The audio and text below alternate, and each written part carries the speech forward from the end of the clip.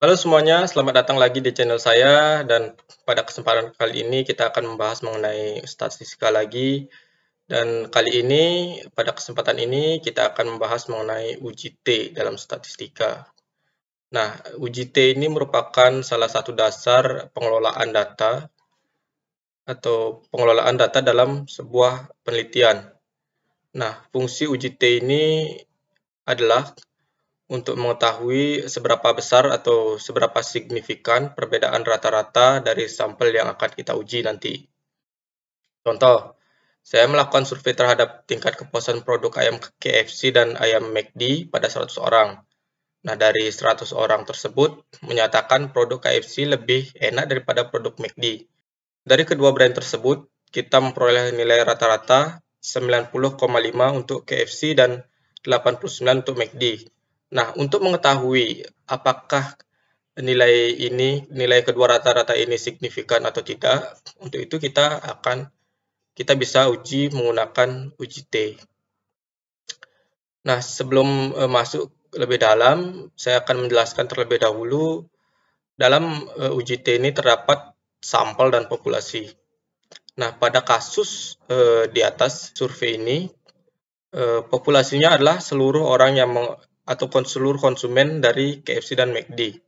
Namun untuk dalam penelitian, dalam riset, untuk mempermudah kita dalam melakukan riset itu, kita bisa ambil sebagian atau kita ambil sampel yang mewakili kedua brand tersebut untuk kita lakukan riset atau penelitian.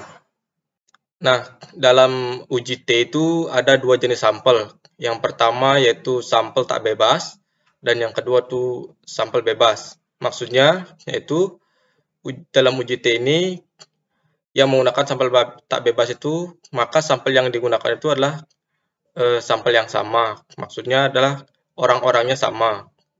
Contohnya yaitu pada kasus di atas, saya melakukan survei pada 100 orang yang sama untuk mengetahui tingkat kepuasan produk dari dua brand yang berbeda. Contoh yang lain misalnya yaitu misalkan kita ingin mengetahui apakah orang pintar matematika juga bisa pintar fisika, maka kita akan melakukan penelitian menggunakan sampel yang sama. Misalkan dari satu kelas, misalkan kelas A, kita ambil sebagai sampel, jumlahnya misalkan 30 orang. Nanti saya akan berikan tes matematika dan tes fisika. Kemudian kita lihat hasilnya, apakah ada perbedaan yang signifikan atau tidak, seperti itu. Kemudian yang kedua yaitu sampel bebas, di mana maksudnya di sini yaitu sampel yang digunakan itu merupakan dua sampel yang berbeda. Maksudnya adalah orang-orangnya berbeda. Contoh, ketika kita ingin mengetahui perbedaan akademik kelas 10 MIPA dalam mata pelajaran biologi, kita bisa melakukan penelitian menggunakan dua kelas sebagai sampel yang kita berikan tes biologi, kemudian dari rata-rata tes tersebut kita bisa bandingkan apakah ada perbedaan yang signifikan atau tidak. Nah, dapat disimpulkan bahwa sampel tak bebas itu menggunakan sampel yang sama, orang-orang yang sama sebagai sampel. Sedangkan sampel bebas menggunakan dua sampel yang berbeda. Nah, kenapa saya di sini menjelaskan ini sebagai pembukaan? Karena kalian sebelum melakukan perhitungan, kalian harus tahu terlebih dahulu sampel yang kalian gunakan. Karena nanti rumus hitungnya juga berbeda. Nah, kita masuk ke pembahasan di mana di sini kita akan mulai dengan sampel tak bebas terlebih dahulu. Sebelum kalian melakukan uji T ini, tentu kalian harus memiliki judul dari penelitian yang akan kalian lakukan. Nah, di sini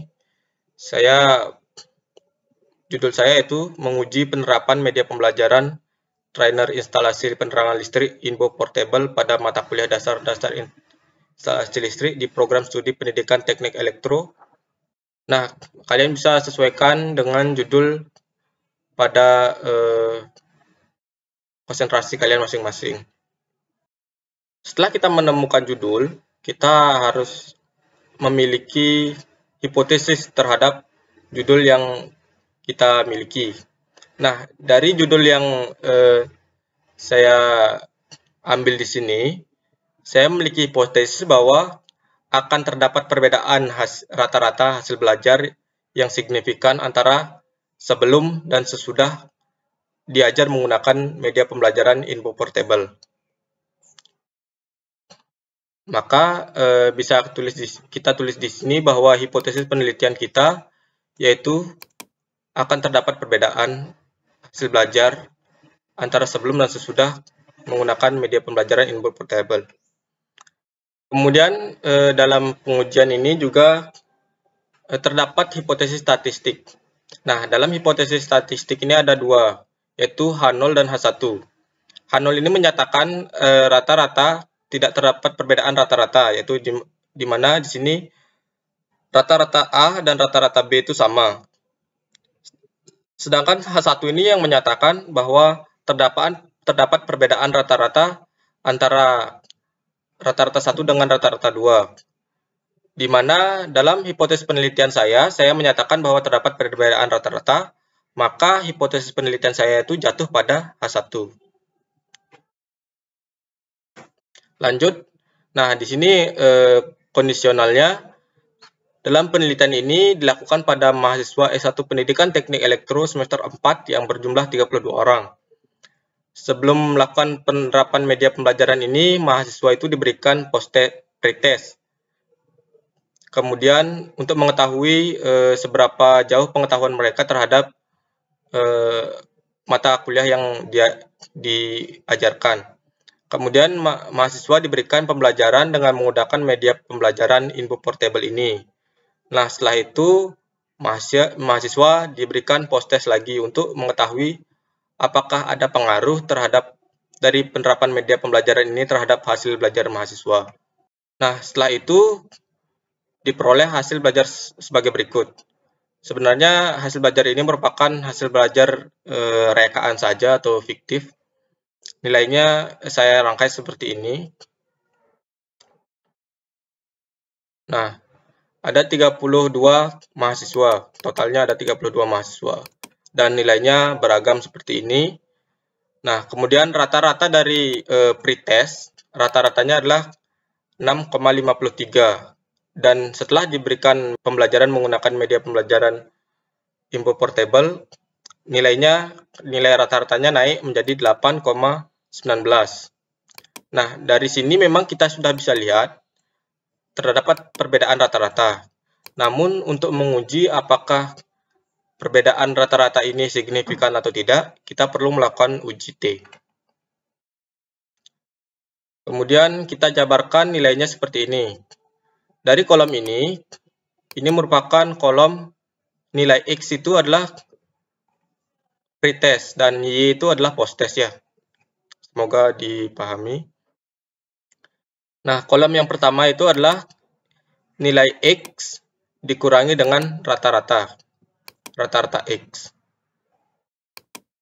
Ini adalah nilai mahasiswa 1 dikurangi dengan rata-rata. Mahasiswa 1 nilainya 7 dikurangi dengan rata-rata 6,53. Begitu seterusnya hingga ke bawah. Hingga ke bawah, nilai mahasiswa 32 itu dikurangi dengan nilai rata-rata. Nah, kolom berikutnya ini adalah kolom kuadrat dari kolom pertama. Itu nilai 1 ini dikuadratkan, begitu seterusnya hingga ke bawah. Yang kedua, kolom ketiga yaitu kolom nilai rata-rata nilai mahasiswa post-test dikurangi dengan nilai rata-rata post-test. Itu mahasiswa 1 nilai post-testnya 9 dikurangi dengan rata-rata 8,19, hasilnya segini. Begitupun ke bawah hingga 32. Yang kemudian pada kolom keempat yaitu nilai Y, di kolom ketiga dikuadratkan. 81 dikuadratkan menjadi 0,66, begitupun hingga ke bawah. Nah, kemudian kolom terakhir itu kolom kolom pertama dikalikan dengan kolom ketiga, yaitu 0,47 dikalikan dengan 0,81. Hasilnya sekian. Begitu pula dengan baris-baris berikutnya hingga baris 32, hasilnya sekian. Nah, mengapa kita membuat kolom ini? Itu dikarenakan nanti di rumusnya itu dibutuhkan nilai ini. Dibutuhkan nilai-nilai tersebut. Kemudian totalnya yaitu, nah total yang dibutuhkan adalah total dari kolom kedua, total dari kolom keempat, dan total dari kolom kelima. Karena nanti akan dimasukkan ke dalam rumus. Selanjutnya kita akan membahas mengenai rumus-rumus yang diperlukan dalam UJT, yaitu yang pertama adalah rumus varian, di mana rumusnya bisa kalian lihat seperti ini. Dan rumus standar deviasi merupakan akar dari varians. Jadi rumus ini diakarkan.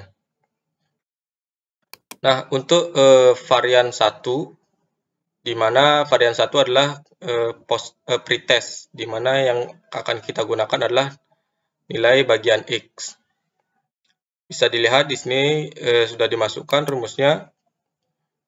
S1 kuadrat itu sigma X kurang rata-rata X dikuadratkan per N-1. Nah, ini yang mana ini? Sigma X kurang rata-rata X kuadrat itu adalah ini. Bisa dilihat dari atas. X kurang rata-rata X kuadrat itu adalah kolom kedua. Dan sigmanya adalah totalnya. Maksud dari sigma itu adalah totalnya, yaitu totalnya adalah 33,94. Jadi bisa kita masukkan saja langsung ke rumusnya. 33,94, N-nya adalah, jumlah sampelnya adalah 32, N dikurang 1. 33,94 per 32 kurang 1. Selanjutnya kita kurangkan dulu bagian bawah, jadi 31. Nah, 33,94 per 31 hasilnya adalah 1,095. Itu baru nilai varian satunya. Kemudian untuk mengetahui standar deviasinya, kita tinggal akarkan nilai variansnya, yaitu akar 1,095. Maka kita dapat di sini standar deviasi 1 adalah 1,046. Kemudian selanjutnya adalah kita akan menghitung varians duanya, yaitu varians post-test. Nah, sigma Y kurang rata-rata Y kuadrat itu adalah kolom keempat. Hasilnya adalah 16,94. Tinggal disalin saja. Kita taruh di sini 16,94 per N-1, jumlah sampel kurang 1. 16 per 94 per 31. Hasilnya adalah variansnya adalah 0,546. Dan standar deviasi keduanya adalah akar dari 0,546, hasilnya adalah 0,739. Nah, kemudian sebelum masuk ke rumus T hitungnya, kita perlu menghitung satu lagi, yaitu rumus koefisien korelasinya, karena nanti ini dibutuhkan juga dalam rumus T hitungnya. Yaitu sigma X kurang rata-rata X dikali dengan Y kurang rata-rata Y per akar sigma X kurang rata-rata X kuadrat kali akar sigma Y kurang rata-rata Y kuadrat. Maksudnya di sini adalah sigma X kurang X, Y kurang Y, itu adalah, lihat di sini, ini. Kita lihat sigmanya berapa, totalnya itu adalah 18,79. Kita masukkan ke dalam rumus. kita masukkan adalah 18,79. Akar dari sigma X kurang rata-rata X. Tadi kan sudah ini 33,94. Kita masukkan ke dalam sini dan sigma Y kurang Y rata-rata Y kuadrat itu hasilnya kita masukkan di sini. Kita peroleh hasilnya adalah R-nya adalah 0,78. Nah, selanjutnya baru kita masuk ke rumus T hitung untuk sampel tak bebas. Rumusnya itu seperti ini, saya dapat di internet. Rumus T hitung untuk sampel tak bebas adalah rata-rata pretest atau rata-rata X dikurangi rata-rata Y per akar varian 1 per N1 varian 2 per N2 dikurangi 2R kali standar deviasi 1 per akar N1 dikali dengan standar deviasi 2 per akar N2. Dan kita masukkan saja nilai-nilainya. Kerjakan terlebih dahulu. Negatif 1,66 dibagi 0,114 hasilnya adalah negatif 14,56. Nah, sudah kita ketahui nilai T hitungnya adalah sekian. Maka menurut Jonathan Sarwono, menurut dia, dasar pengambilan keputusan dalam pembandingan T hitung dengan T tabel yaitu jika nilai T hitung itu kurang dari T tabel, maka H0 yang diterima dan H1-nya ditolak. Sedangkan jika T hitungnya lebih besar daripada T tabel, maka H0 yang ditolak dan H1 diterima. Berdasarkan hasil dihitung di atas, kita peroleh nilai T hitungnya sebesar negatif 14,56. Ini negatif nilainya karena nilai pretestnya lebih kecil daripada nilai posttestnya. Nah, dalam hal ini sebenarnya nilai negatif ini tidak berpengaruh, sehingga kita anggap nilainya adalah 14,56. Kemudian selanjutnya adalah tahap pencarian T tabel, di mana berdasarkan untuk mencari nilai T tabel itu memerlukan beberapa komponen yang harus kita ketahui, yaitu yang pertama adalah DF atau degree of freedom atau derajat kebebasan, dan nilai signifikansi. Nah, nilai DF itu adalah N-1 atau jumlah sampel kurang 1, yaitu adalah 31. Dan nilai signifikansinya kita di sini gunakan adalah 0,05. Nilai signifikansi di sini bermakna bahwa tingkat kesalahan yang kita inginkan itu adalah hanya 5%, itu 0,05. Ini untuk penelitian-penelitian di luar kesehatan yang menyangkut pautkan keselamatan banyak orang. Namun jika penelitian kalian itu menyangkut pautkan keselamatan banyak orang, diwajibkan menggunakan signifikansi itu atau persentase kesalahan itu 1% atau 0,01. Nah, setelah kita ketahui DF-nya itu N-1 31 dan nilai signifikansinya yang kita gunakan adalah 0,05, maka kita akan mencari nilai T tabel. Nah, bisa dilihat di sini nilai signifikansinya adalah 0,05, maka tabel yang akan kolom yang akan kita gunakan itu adalah kolom ini ke bawah. Dan kita lihat di sini nilai DF-nya itu adalah 31. Maka pertemuan antara nilai signifikansi dan nilai DF, maka itu adalah nilai T tabelnya. Nah, di sini kita ketemukan nilai T tabelnya adalah 2,39513. Nah, dengan demikian bahwa nilai T hitungnya itu lebih besar daripada nilai T tabel, yaitu 14,556 ini kan lebih besar daripada 2,039513. Maka berdasarkan pengambilan keputusan di atas itu dapat kita simpulkan bahwa H0-nya ditolak dan H1-nya diterima.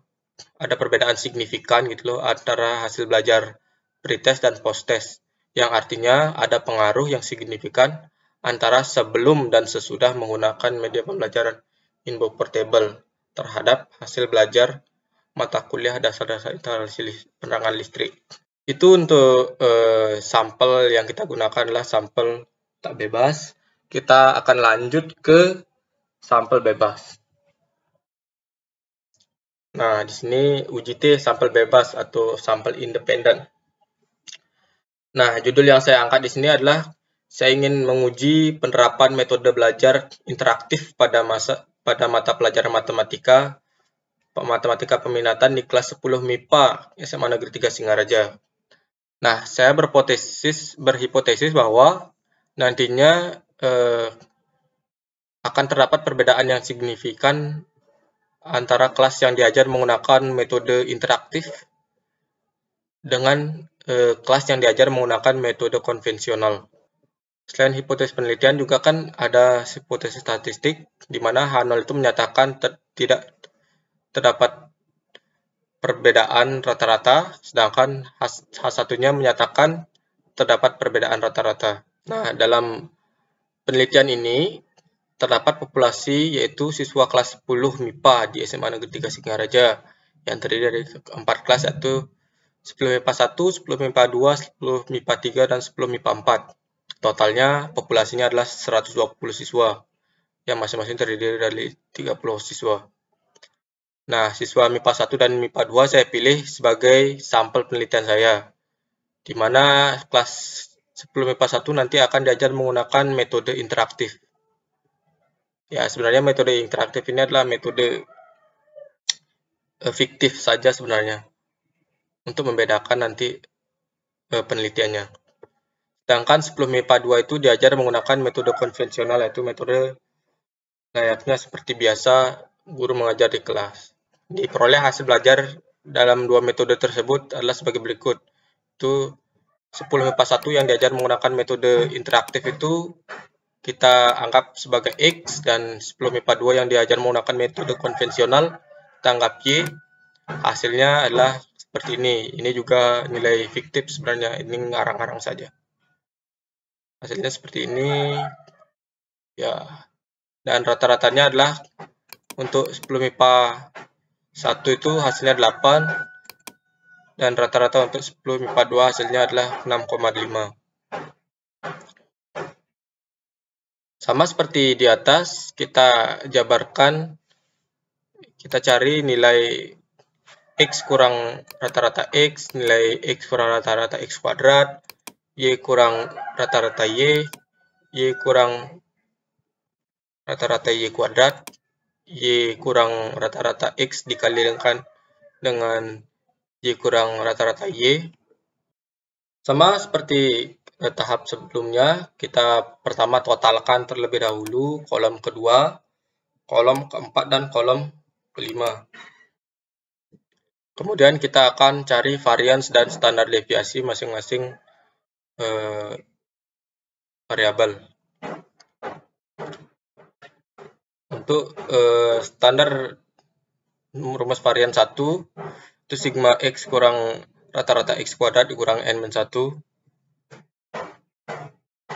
Nilainya adalah sigma X kurang rata-rata X kuadrat adalah 26 dikurangi dibagi jumlah siswa, jumlah sampel dikurang 1, 26 per 29, hasilnya adalah 0,896.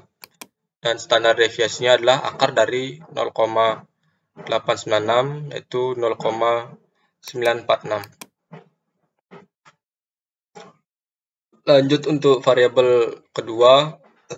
Untuk varian kedua, nilainya adalah sigma Y kurang rata-rata Y kuadrat per N-1. Nilainya adalah 31,5 untuk sigma ini per 30 kurang 1, itu jumlah sampel kurang 1. Maka bisa kita lihat di sini 31 kurang 5 per 29 hasilnya adalah 1,08. setelah menemukan nilai variannya, kita cari standar deviasinya, yaitu akar dari 1,08, yaitu hasilnya adalah 1,04. Nah, kemudian kita akan masuk ke rumus T hitung dari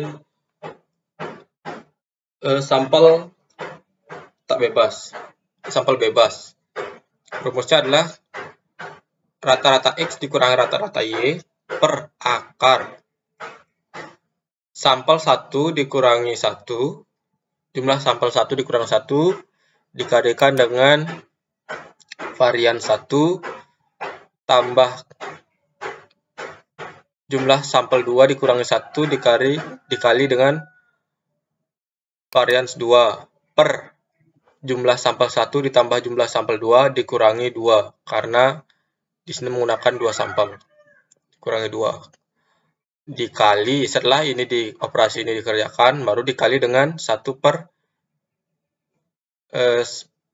jumlah sampel 1 ditambah 1 per jumlah sampel 2. Kita masukkan nilai-nilainya, rata-rata X itu 8, rata-rata Y 6,5. Kita masukkan jumlah sampel 30 kurang 1, nilai variansnya, varian 1, begitu pula dengan jumlah sampel 2 dikurangi 1, dikali dengan varian 2, kemudian jumlah sampel per jumlah sampel 1 dan ditambah dengan jumlah sampel 2 dikurangi 2. Dikali dengan 1/30 tambah 1/30. Hasilnya bisa kalian hitung sendiri setelah dilakukan operasi matematik. Hasil T hitungnya adalah 5,814. Masih sama menggunakan acuan Jonathan Sarwono.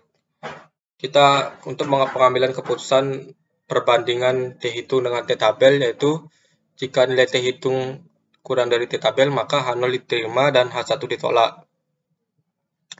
Nah, jika T hitung lebih besar dari T tabel, maka H0 ditolak dan H1 diterima. Nah, dari nilai T hitung itu kita peroleh nilai 5,814. Selanjutnya kita mencari nilai T tabelnya menggunakan beberapa komponen yang kita perlukan, yaitu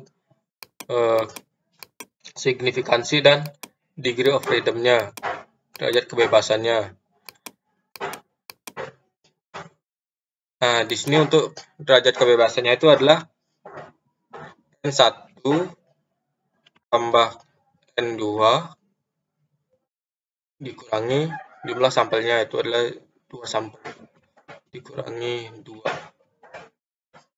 sama dengan 30 tambah 30 kurang 2, hasilnya adalah 58.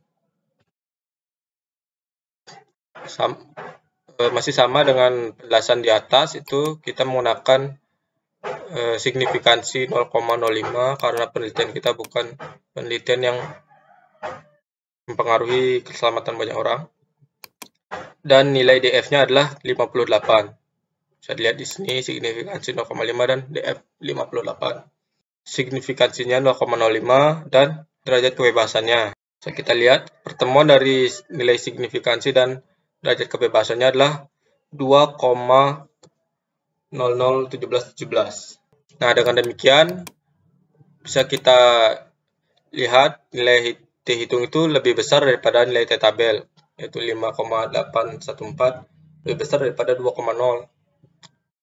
Nah, berdasarkan pengambilan keputusan, dapat kita simpulkan bahwa H0 ditolak dan H1 yang diterima, yang berarti ada perbedaan rata-rata yang signifikan dari hasil belajar matematika peminatan antara siswa kelas 10 MIPA 1 dan kelas 10 MIPA 2.